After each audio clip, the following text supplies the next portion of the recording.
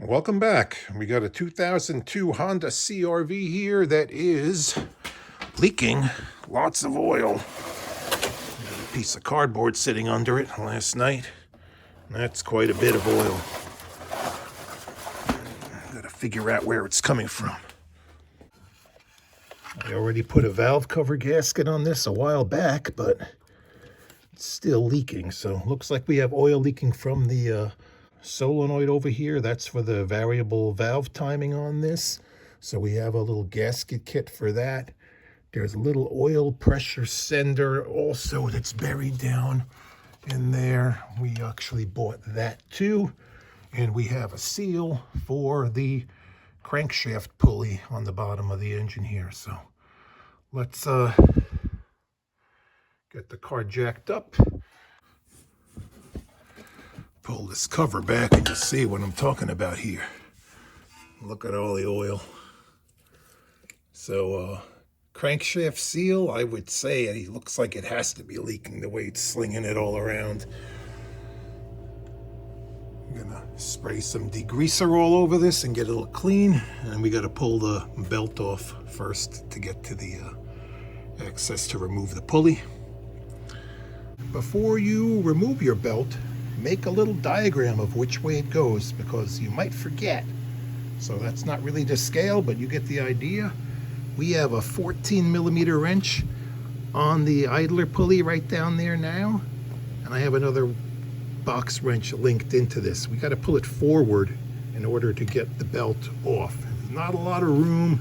You got the power steering reservoir in the way. I unclipped that, kind of pushed that back. The hood rod over here is kind of in your way too, and there's a hose that runs for the power steering right along the frame rail. It doesn't let you get a ratchet on there, so there's not a lot of space to do this. Let's see if we can get this without busting my fingers. The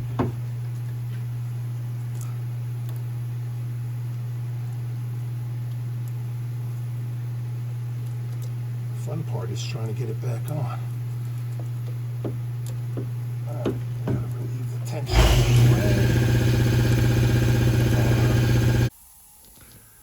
All right, we're gonna leave the wrench there and the belt just hanging up there right now.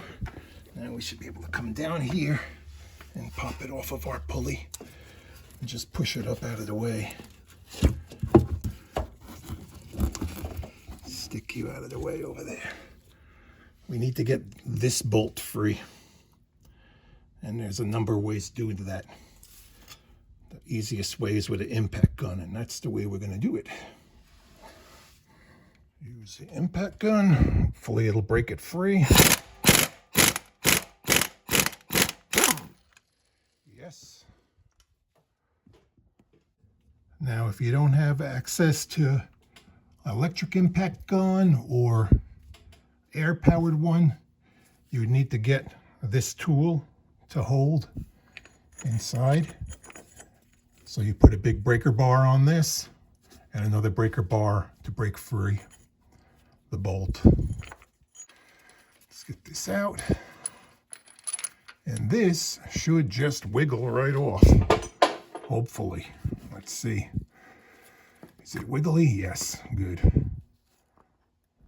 Don't lose the key, it's right there by my thumb. And there is the seal we need to change.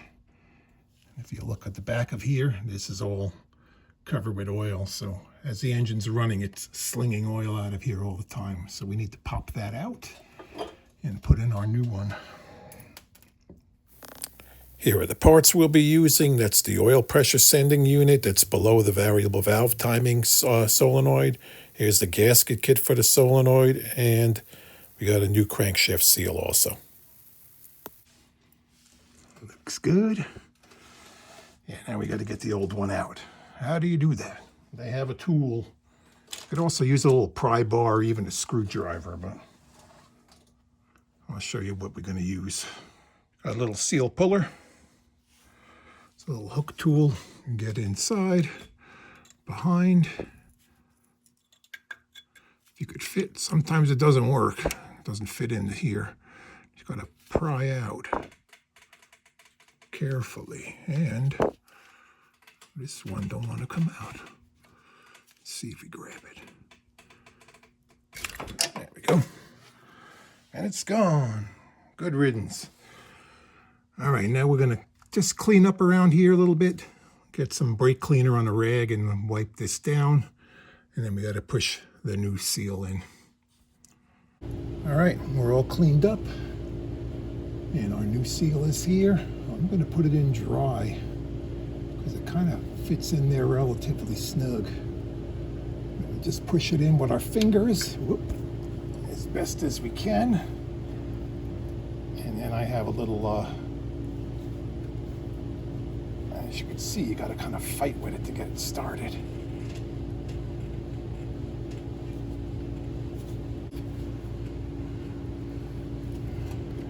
Oh, we're halfway there. All right, now we're gonna tap it in the rest of the way with this old giant spacer from something. It's actually the right size around there. You could push on this too, make it even, but it's gonna need some taps with a hammer. Let me get a little small hammer to tap.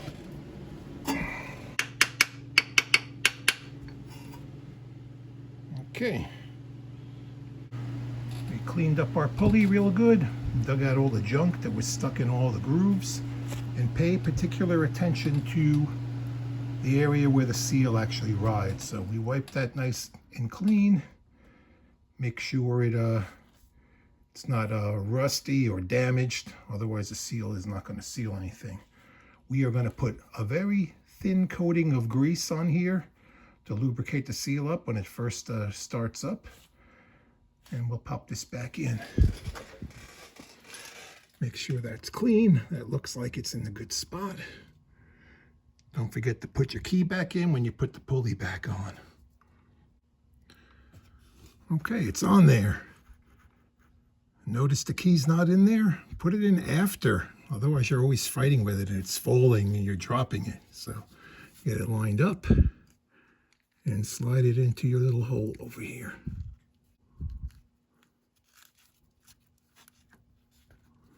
A little wiggle, and then you could push it in.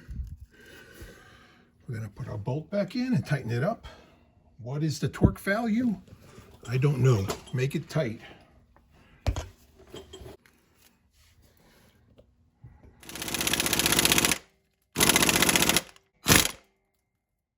Perfect.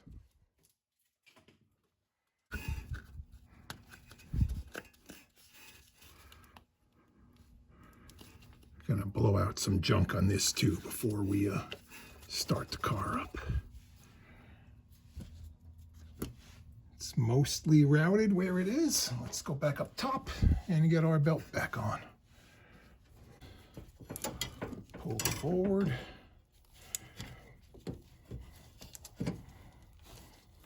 This really is a pain in the butt to get this on. It's probably the worst part of this entire job. There's not a lot of room. You really need 3 hands or a helper. My helper is off today. And just when you think you've got it, it'll fall off of some other pulley. Nope. I need to be on the back side of this first. It's gonna be one of those days. All right, let's try one more time. And we'll have to give up and go for a different route. And it came off so easy. And what's happening is the wrench is getting in the way of where this belt needs to be. Well, remember I needed another hand? There it is. We tensioned it, we tied it. We have all the belts lined up on the top over here. And we're gonna come down here on the bottom and put it on. Came off real easy. Wants to fight to go back on. Now we're just going to turn the crankshaft a little bit to have it roll up into place.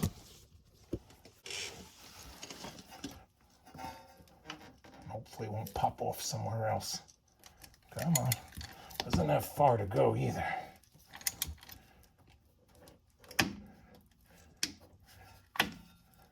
There we are. We're on. We'll double check up above. Sometimes you need an extra hand. You got to make one. Yeah, we're on the alternator pulley down there. Yes. I think we're good. Now we could untie our knot here. I went through the hole where the little clip was, so I wouldn't want to slide off.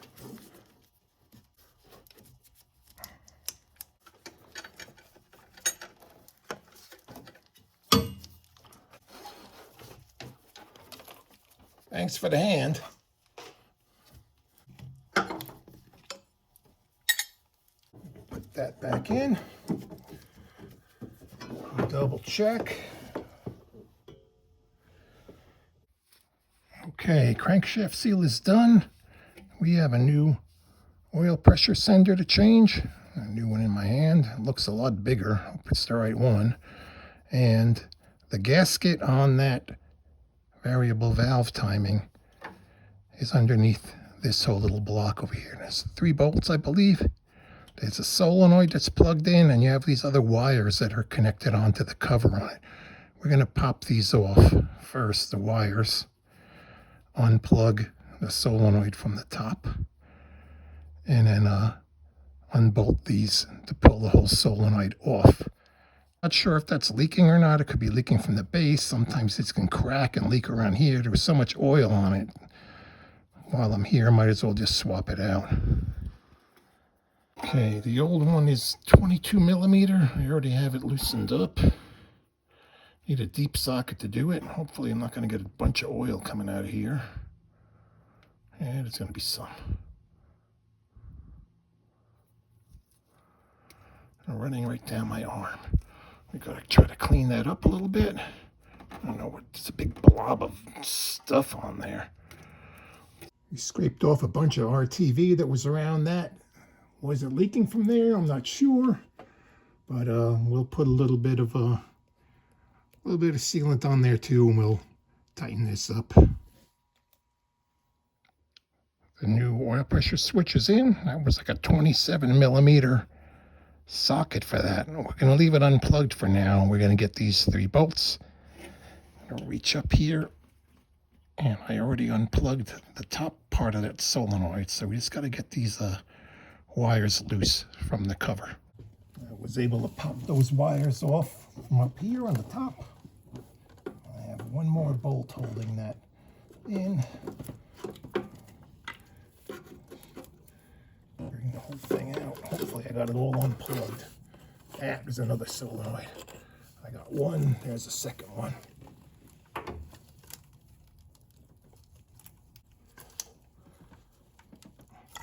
There we go. We'll clean this up. We'll clean up the back of the block over there too, and put that in. Here's what's left of that gasket. It's all brittle.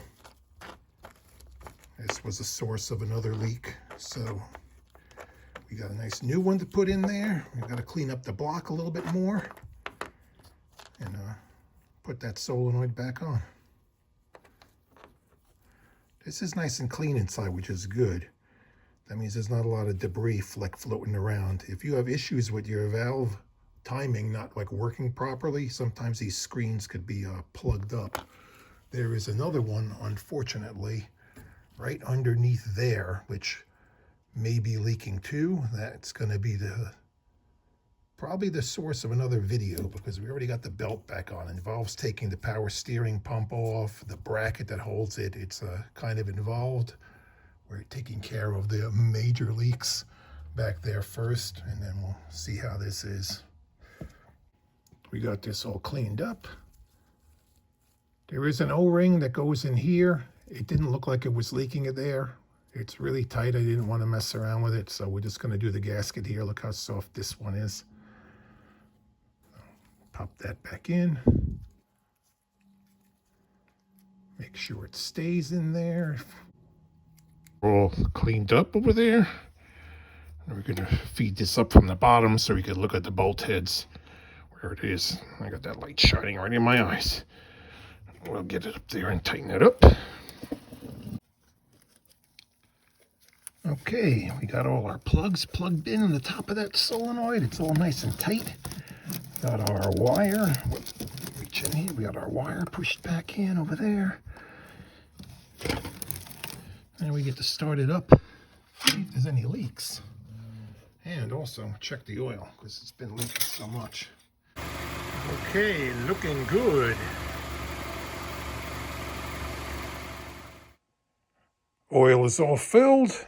If you found this video helpful, please do me a favor. Click the thumbs up. Consider subscribing, and thank you for watching.